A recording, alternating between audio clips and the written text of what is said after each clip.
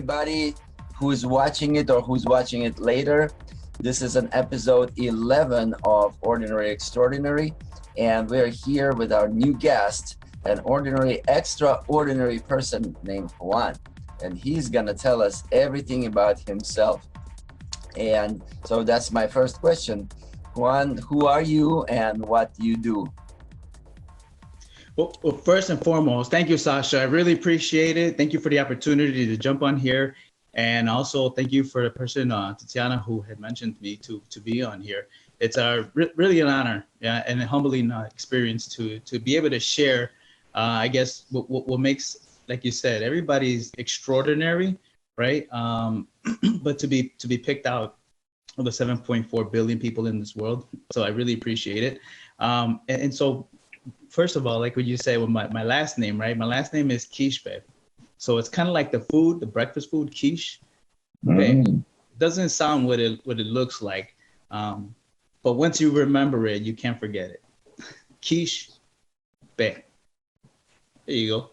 Yeah, I'm gonna remember it now. That's once you said Kish. Yeah, Quizhpe. All right. So what do you do? So how much time do we have? Well, we have not much time on that, but we will have more time on the other questions. Yeah, no, but what I'm saying is, reason why I say that is because I'm a serial entrepreneur. I really am. I love to help people. My main focus is to help people, and helping people in all sorts, right? For instance, for the past 20 years or so, I was in the marketing, advertising, and printing business. And I was blessed to be able to meet and be introduced to amazing entrepreneurs and people that are really up to great things and people that are doing wonderful things in life and within the community. And that was my favorite space to be in. And at the same time, while I was helping other business owners grow their business, finding out what their passions are and how to help co-create that, I was realizing that there was a urge, right? A little scratch inside of me that said, I want to do more. I have to do more. And there was a lot of things that were holding me back. And what I realized is that what was holding me back is very common in our marketplace with the people, with 9-to-5 people, with stay-at-home moms. And that's one thing that debilitates us from really being that extraordinary being that we're all called to be, right? Which is fear. And so I realized that being able to look at fear in the eyes and call it for what it is.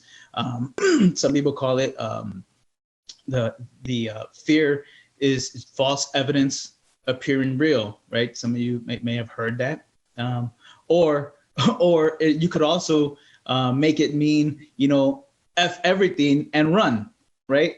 Depending on which perspective you want to give it. So what I do is I was able to lock arms with a lot of great entrepreneurs and mind thinkers and great thinkers and co-create a lot of cool things in that environment, all while I was doing my job, which what I thought was just printing, but it was a very creative space. I'm blessed to have been a part of that, and now expanding on that, right? It is helping other entrepreneurs, aspiring entrepreneurs from all walks. Number one, right? Number one is find their passion, right? Because we all have it.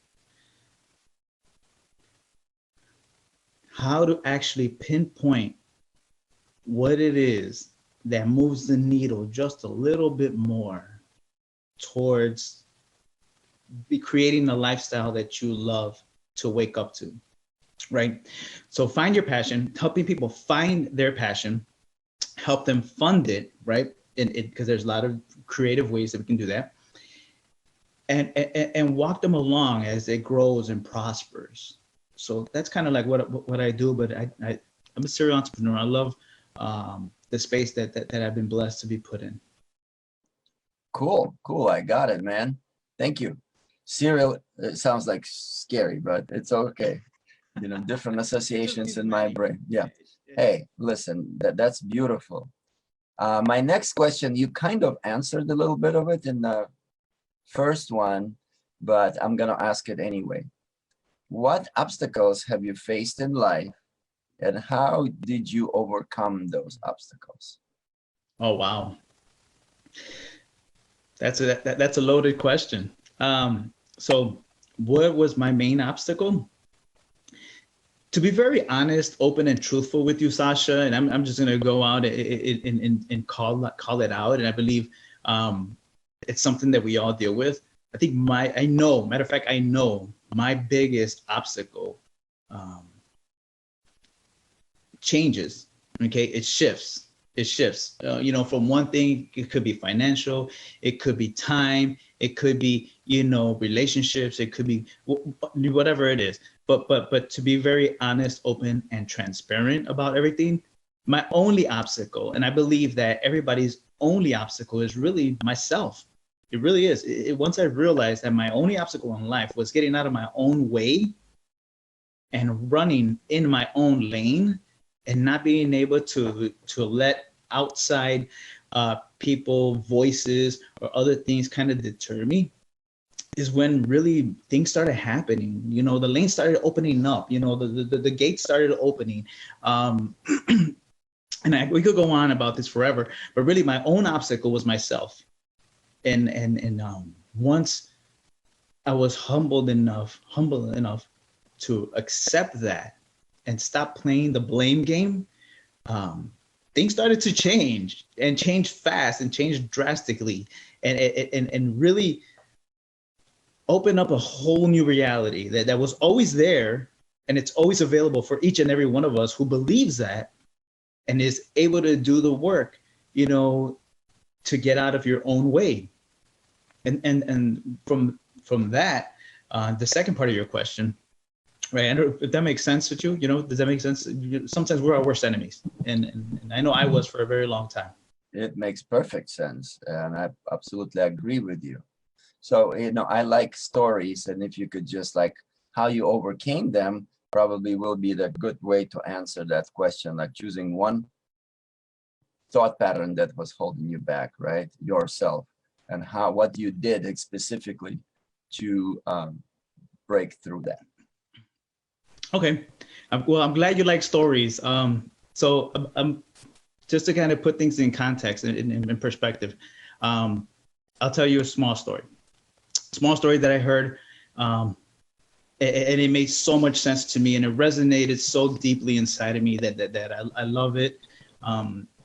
And it was shared, and it goes a little something as such. So there was a man that went into his house. Well, he was in his house, and he was looking for his keys. He lost his keys, right? And he was looking around, but there was no lights on. Everything was pitch dark, and he was looking for his keys. He had lost his keys inside his house, but he couldn't find them. So what did he do? He opened the window, he looked out the window, and the lights on the street were on. So he said, well, there's no point in looking for my keys in here. It's dark. So let me go outside. The street lamp, right? In the street lamp, there's light. So he went outside, started looking around the street lamp. One of his neighbors came by and said, hey, what are you doing? So I'm looking for my keys. Will you help me? Sure, I'll help you. So they were looking around for about an hour or so. The neighbor was like, look, I can't find your keys. When did you last see them? He's like, oh, I left them. I last saw him inside of my apartment. So his neighbor looks at him like, what the hell are we doing out here looking for your keys if the last time you saw him was inside? Now it may seem kind of like a silly story, but that's exactly how it is when we're looking for answers outside of ourselves, right? When the key to fulfilling all levels of happiness, of love, of joy, of peace is not outside of you. It's really inside. And so I share that with you because that's exactly one of the things that I had to do. And right now, in the times that we're in, this whole scare of this virus, people are scared to go outside, but they're looking for things outside of themselves. And I think that most importantly, what it is to go within, right? Because the answers are really within. If you're looking the keys to change your life and your current reality and whatever it is that you're up to, right? Because we're all up to great, magnificent things. Then the answers are not outside; they're inside.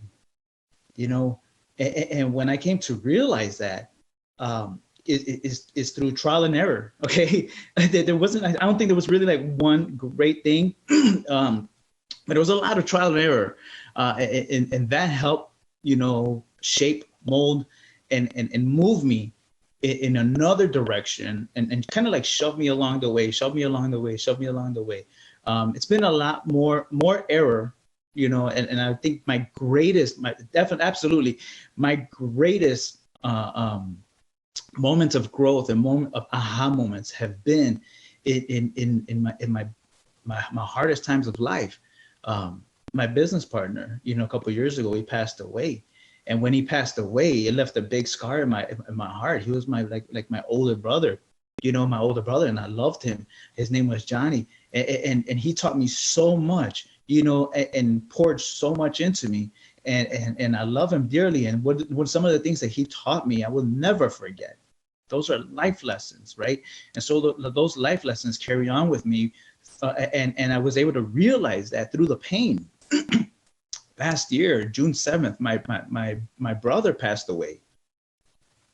My brother passed away, and that was one of the most heart-wrenching experiences I've ever had to go through. But at the same time, it was a moment of peace, of joy, of tranquility, because I know that he was free. And so that level of freedom I was looking for, chasing the world for, what was not outside, but was within. And different forms, different processes, different types of technologies that I've been used to and been exposed to in the past years has helped me realize and really turn my mess into a message, and through that be able to help others along the way as well. So if I had to pinpoint, like I said, one certain thing, I would definitely have to say it's a collective of suffering throughout, and suffering in a sense where physically we suffer, but at the same time, from a different perspective, it was an awakening. Because the one thing that most people are scared of, and myself included, is death, right? Because death is one of the things that we think that's that's the end. But we live in a duality world, and it really isn't the end. It's really the beginning, because somebody else's death is really the beginning of a transformation for maybe you, maybe someone else. So the death alone, the deaths was really a beginning for me, right? One of the things that I carry on, that I use, one of the reasons why I'm here, right, is because of one of the processes and that I use to help people walk them through that pain, that suffering. Because let's just be honest, Sasha, like what's going on right now in this world is a lot of minds are going crazy. People are scared. People are fearful. People are wondering, what am I going to do? We go into survival mode, and it's okay. It's normal, because that's what we know, right? That's what we're used to. That's what we're taught. But the process that I use to help people get out of that is very simple, and you can do it anytime. And it really is, it's something that I learned in the military. I was in the military, in the Army, for 8 years. And what I learned, I carried that with me, right? But I kind of tweaked it out a little bit. After every mission that we go to, any military, and big salute to everybody in the military, to everybody who's putting their life, I don't care how you feel or what you think about the military, when you put your life in the front line for another human being, it deserves the utmost respect and gratitude, no matter what country you're serving in the military. I'll say that again, whether you're in the military, the United States military, when you're in the military, overseas, wherever you are, you're putting yourself in the front line, for other people. And that deserves recognition. So with that said, we do what's called the after action review, where you look after any mission, or if anything happens, you go back and you look at what went good, what went bad, and how to improve. So I think that's something that we should all do, right? But now working with some of the other teachers and some of my mentors, in the spiritual world and in the whole, esocentric world and whatnot, people want to call it what they will, but really is an awakening of realizing your tools, your talents, and your abilities and how to use them to help the next human being. Right now, what's going on in this world is a purge of the old ways of thinking. And that's a good thing. The fear is happening because we're not used to the new. No one is used to the new. Nobody is. That's why it's scary. We are scared of the unknown. But when you lean into the unknown and say, you know what? Here I am. Use me. Let my talents be used to the best ability possible for the collective consciousness to grow into a new reality, then I think that's called faith.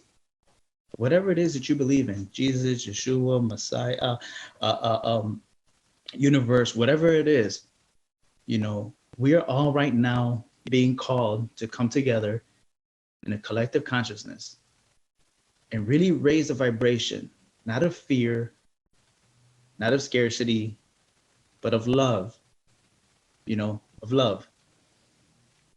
What I'm saying with all this is that there's certain steps that we have to take and there's certain mindsets that have to occur in order for us to realign what we think into something completely new. And that's what I do. So there's 4 steps. And I'll be more than happy to share that with you. But again, I want to be respectful of your time and respectful of This actually is going to come handy when I ask the last question. This would be a good time for these 4 steps. But before I ask the last question, I want to ask this one. What makes your heart sing today? Which is basically, what you have been talking about. But like, if you want to sum it up, like, what makes your heart be filled with love? What makes it sing? Transformation. Absolutely. I mean, transformation is a very open word, but I mean transformation of everything, transformation of the heart. Well, let's say, put it this way, caterpillar. Okay, caterpillars go through what's called a metamorphosis, right? Did you know that the caterpillar could hold up to 300 times its body weight? That's amazing, right? So before it goes into the cocoon, it's full and full and full. I mean, there's so much pressure, right? Diamonds are lumps of coal made under pressure. Caterpillars are the same thing. Before they go into the cocoon, they're just filled with all that pressure. In order for the metamorphosis of a caterpillar to happen into a beautiful butterfly that we know that takes flight, it has to go through a lot of pressure. So that's a transformation, a metamorphosis. Metamorphosis, I believe, is a better word. Not transformation, but metamorphosis. Because that's exactly the days that we're living in right now. It's a metamorphosis. It's a squeezing of our current reality that's forcing us to go into our corona cocoon, if you will, and really do the work. Do the work internally in order so we could show up externally and cause and create a whole new reality. The world as we know it has squeezed so many resources out of Mother Earth. Okay, so many resources and consumerism and all and everything that's been happening, right? And so Mother Earth comes to a point where she's like upset, and basically the way I see it is like she's putting us on a timeout. She's putting us on a timeout. Look, you don't pass the line. You're on timeout. Go to your room. You're grounded. What does that mean? If we could do the work while we're grounded and really consider how we've been behaving, what's been happening, and how we could actually make a difference to make a change, then this world could really turn around. And it's time for a shift. It's been written, It's been talked about. It's biblical. It's in the Bible. It's in the old books. Times for change are needed now. Our need and desire to have faith in something else other than the government is now. So my suggestion is, if you have not poured your heart into a higher belief, now's a great time to do it and join the collective consciousness. Join the uplifting of this world as we know it. This is the Earth 2.0. And the sooner we could all together come. What's the opposite of fear, right? Opposite of fear is love. It's love. So right now, in a world of fear, what can we do? Is pivot from that and give it love. And that's one of the, like I said, that's one of the tools that I use when I consult with people, with some of my clients, is walk them through, the 4 steps, which is what's good about the situation, what's bad about the situation, right? What can I do? What can I do to make the situation better? And then the fourth step is the most important part, Sasha. The 4th step is what brings us to a new reality, to a mind shift, to really allow the lesson learned to sink in. And so right now, currently, I'm working on a book and a workbook to help bring that to the masses. So I really, like I said, I'm really grateful for you to give me this opportunity to share this. But I really would like to give a sample, okay? So there's a couple rules to this, okay? And you could do this with any situation. I think this is so prevalent right now with what's going on, okay? When we go through situations in life, and trust me, I've gone through my share of many of them. I could list them, but I don't think we have enough time. So the death of loved ones, right? Unstable economy, things that are happening in this household, abusive relationships, non-relationships, any situation. What happens to our mind? Our mindset goes scatterbrained, right? We're all scattered and all over the place. So what happens right now, we're going in to organize our thoughts, to have a clear mindset, a clear and aligned perspective on the actual situation. So what's good about, let's just use this. What's good about the coronavirus, right? What's good about it, and we got to do 3 good, bad, better learns for each step, because what it's doing, and I'm going to be explaining it, what it's doing is actually making your mind work in a certain way that it's extracting information instead of just like letting it be polluted in your mind. So what's good about the coronavirus? And people may think at first, what the hell, you're crazy, Juan. How could coronavirus be any good? Well, yes, absolutely. That's the whole point about looking at a situation from a different perspective. It's a perspective shift. It's a mind shift. It's what's needed, right, in order to make and cause a change in your reality. So what's good about the coronavirus? Well, we're inside, right? Number one, we're inside, so we're able to catch up on a lot of things that we maybe were not able to catch up on. Okay. What's another good thing about the coronavirus that's happening? That, again, it's bringing awareness of how vulnerable, right, we are as a nation. After that, what's good about it is that after this all happens, in terms, the world has never been the same as we know it, right? In a good way, because all the medical cause of action, all of that's going to change. So what's also good about it is that we're able to do inner work. We're able to hone our craft. Right now that there is no economy flowing, we're able to be creative within ourselves and really do what we love to do with the loved ones that we have, right? I have my son at home and I love being with him. I mean, I love spending the time with him, now being able to pour into him and pour into others and just calling people and just really build that community, really be able to build a community that wasn't there before because of all the hustle and bustle and I got to do this and I got to work and I got to, all of that. So that's three great things about the coronavirus. Now, what's bad, right? Good, bad, better, and learn. What's bad about it is that there's a lot of deaths. There's a lot of unfortunate, people that have to transition in order for us to wake up as a collective consciousness and say enough is enough. What's another bad thing about it is that it's unknown if you have it or not. So that heightens it elevates the fear factor, right? What's another bad thing about it is that we don't know where it came from, that they're saying that there's no cure for it, right? And so again, I forgot to tell you, you can't repeat. So that kind of brings the fear. So here's where the mind starts working and playing, right? Even with me, as long as I've used it, my mind plays with me. It tries to go back to what's known. So what else is bad about it is that,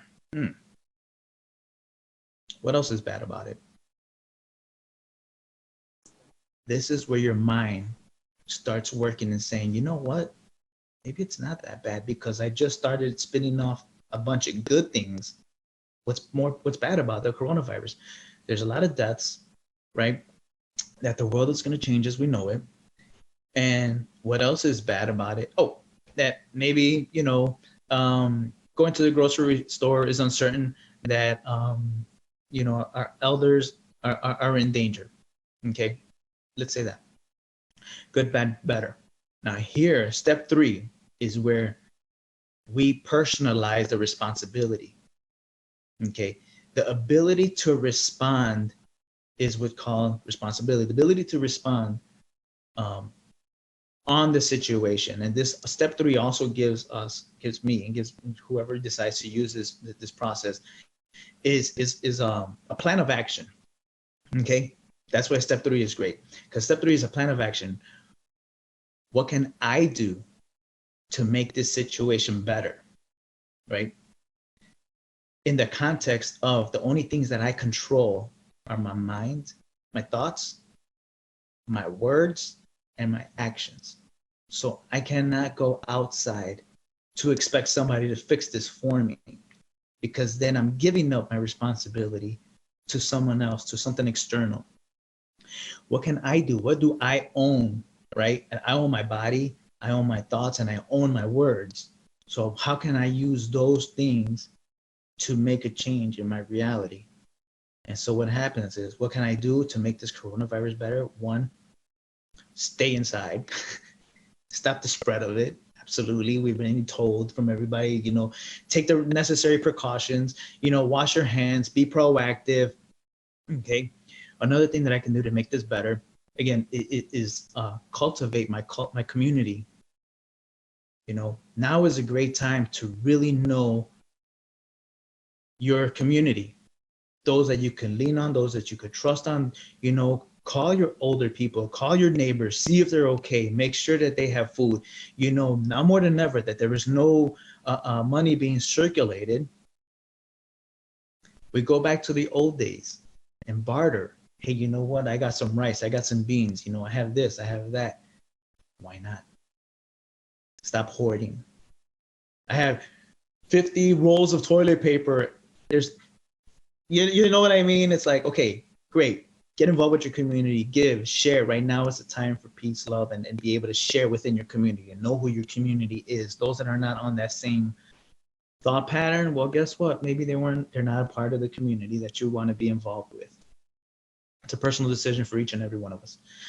What's another thing that I can do to be better? Again, own my practice, hone my practice. Like whatever it is that you do, if you've been considering doing art, like some really, really cool artwork, now's the time to get creative.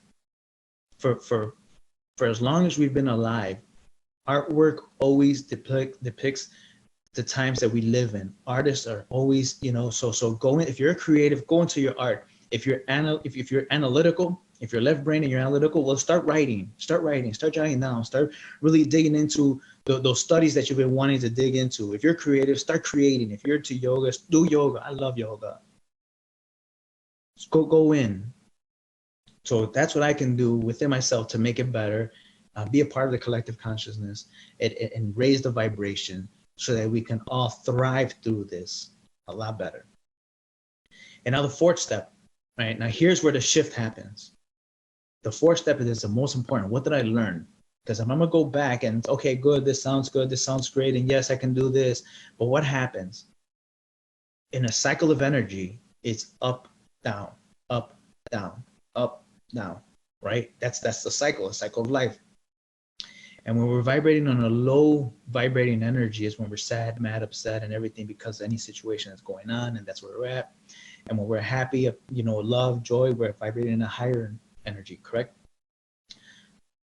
So the cycle of life is normally up, down, up, down, up, down, up, down. Step 4 allows us to break that cycle. So good, bad. And it's only 3. We only want to address it, not to stay there. The thing about this is a lot of people decide to stay here in the low vibration. Oh, well, and they blame the whole world and the government and everybody else. We want to address it, but not stay there. Good, bad. What can I do? Accepting responsibility to make it better. And then now the normal would be what? To go back down, right? But with step 4, what did I learn from this? So now, what did I learn elevates you to a whole nother dimension to look at that situation differently, because now you actually grew from it. And since you can't repeat your answers, it forces all my neurons to start really activating and say, well, what did I learn? And you know what? As bad as the media makes it seem, it's really not that bad. What did I learn? That I have a lot more creative energy, power within me that I can share, that I could show up with to this world. What else did I learn? Is that my community of friends, loved ones, business partners, associates, who's really there for you and who's not. Well, hold on. I said that already. Right? Look at that. My mind's in that again. I said that already, so I can't repeat it. What else did I learn? I learned that nothing is by accident. There's no such thing as coincidence. That is only synchronicity. We talked about doing this interview before all this madness happened, and I think it's perfect timing. Once we're able to live life and realize and not blame life, but actually embrace life and say, hey, this is not happening to me, but this is happening for me, we're able to look at it a little bit different. And it's all about perspective. Being able to pivot. Now, is that going to change everything? Is that going to change? No, but it's going to give me a different perspective on it, which will help me continue. And I'm never going to get it done because it's never over. Nobody's ever going to get it done because it's never over. One of the most beautiful comments and beautiful quotes that I've loved is from Abraham Hicks. And I hold that when that really hit home when I heard it the first time. When you know what you don't want, what you do want becomes a lot more clear. We know we don't want this reality. So what do we want? And now that we do want that, how are we going to pivot to make that new reality, our reality? In my mother's words, I love my mother. Thank God because of her, I'm here and I am the man that I am today because of my parents. I love them. But as a young kid, I didn't understand what they were trying to tell me when I would goof off and get in trouble, right? And she would tell me, it's like, look, Juan, when I would get mad and upset, right, about things because things weren't going my way and I was having my own things, she used to say, look, Juan, if you're mad or upset, whatever. You got two jobs. One, your job is, number one job is to get mad. Your second job is to get happy. And how fast you go from one to the other is up to you.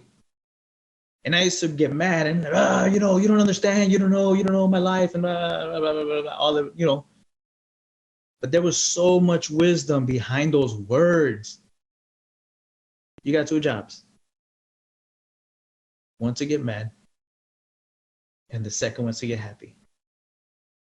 One to get mad, you can decide to vibrate on a lower frequency, but eventually you're gonna want to decide to vibrate at a higher frequency. When you know what you don't want, what you do want becomes much more clear. Another thing, words of wisdom that my mother shared.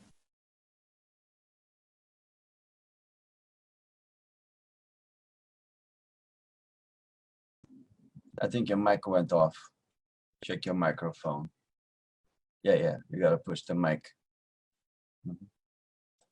Yeah, it got muted.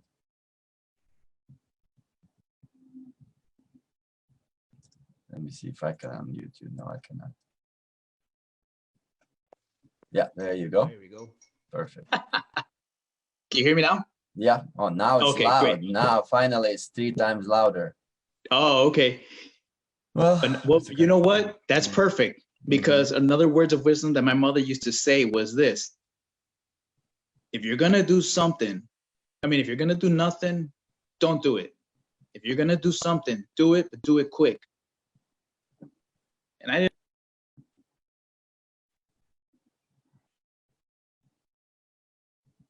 Something happened again. There you go. I don't know what's happening. Oh yeah, and now it's quiet again. If you're gonna do something, if you're not gonna do nothing, don't do it. But if you're gonna do something, do it quick. So that way it doesn't give your mind time to second guess what you're gonna do. With that said, I think that's what's really made an impact and change in my life. And that's what I'm here to create and help with others, with your viewers, with anybody who wants. I'm available for one-on-one, talks, walkthroughs. I'm offering my services 100% free right now, because it's needed. Because I want to be able to pour into people, but I want to be able to help shift that consciousness, help shift that thinking, and really, really, really raise the vibration of this, do my part in raising the vibration of what's going on through these times. So I'm really thankful, Sasha. I really appreciate you for this. And your internet went off somewhere. Okay, I can see that you're still there, but I cannot hear you or see you. So I guess some kind of like an electronic cloud just went past through your apartment or something. Oh. Okay, now I can hear you. But I could hear you, and then you just kind of like slowly faded away into this. And what I was saying is that, you know what's funny? I don't know. I posted something on Facebook the other day. And as I was posting, I was right after I posted, I got blocked. But the thing is that I got blocked. I didn't post nothing bad. I didn't put nothing anti. I posted something that said, "Thank you, the virus." And right after that, I got blocked. Right. What that tells me is that what's being blocked, what's being censored. Really think about that. What's really being censored out here, and what's being allowed to go through the airwaves. So that's what I was saying earlier. Thank you very much. I'm really appreciative of you, of your time, of your viewers, and I want to offer myself to help anybody who wants to walk through the process for free. Right now, I'm doing it for free because I believe it's needed in order for all of us to raise the vibration, to really raise awareness, and get into a whole new plan of action to make this a better world, Earth 2.0, way better than we've been doing so far. All right, man. Listen, thank you very much too for your time, for coming in on Friday afternoon and sharing your experience in life and your wisdom and knowledge with us. I hope people watch it more. and then learn from it. And I wish that your microphone was up and running from the beginning. But what I'm gonna do is I'm going to remake this video and raise the volume where it was low, and this way people will be able to hear better. Even though I was able to hear you, but it was just a little quiet. So thanks again for your time. Thank you for coming, and I hope to see you in person one day. All right, and or meet with you in Absolutely. some other capacity. Thank you, and thank you Thank you. everybody for watching too.